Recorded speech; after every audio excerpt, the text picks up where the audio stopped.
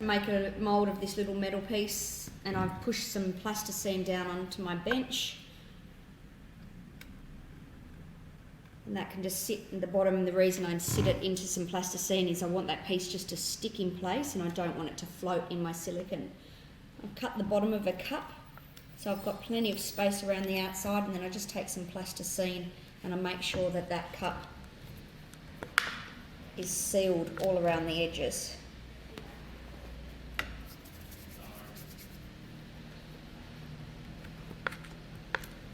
So the plastic cup works as our mould box. It has to be extremely watertight because the silicone will find any areas that aren't watertight and will leak out the sides.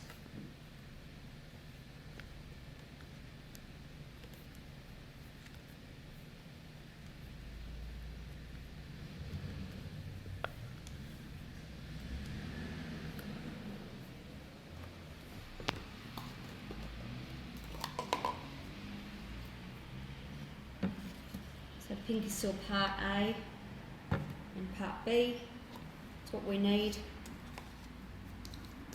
to measure out in equal parts.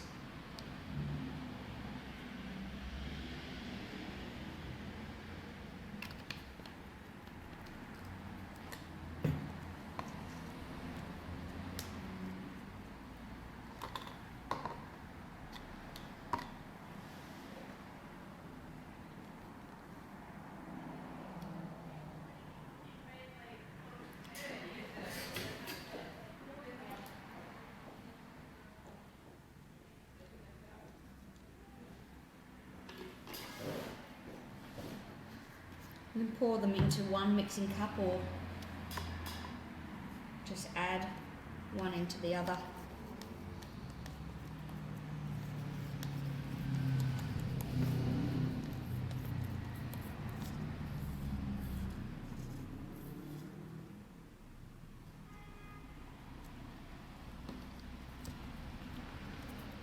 It's really easy to mix.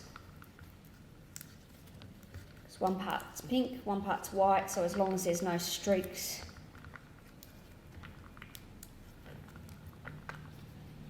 you'll know that you've thoroughly mixed. And a good rule of thumb is to grab a new container, just scrape the sides, and that way then you'll be able to mix the white or the pink that may have been left in the bottom of the cup.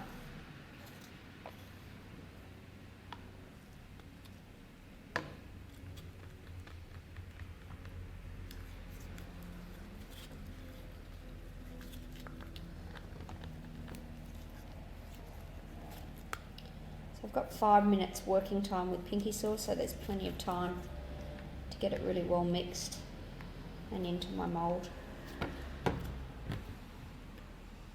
We just pour at one side and let it flow like chocolate over your piece.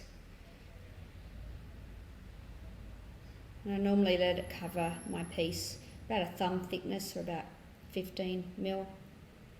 So we've got a nice solid mould.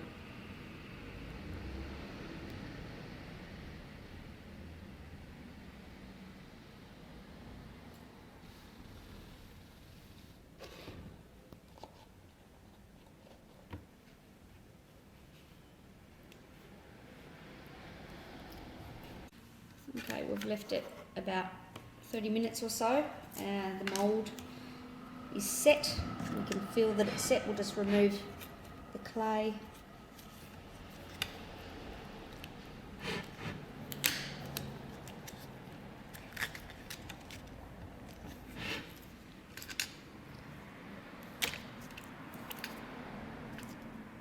There's a little surface tension on the silicone, just wants to hold on to the clay, and there's our detailed mould. So this is ready to accept polyurethane, like a fast cast, plaster, wax, fondant. A number of different types of things can be poured into or pressed into this silicone rubber mould to pick up the detail.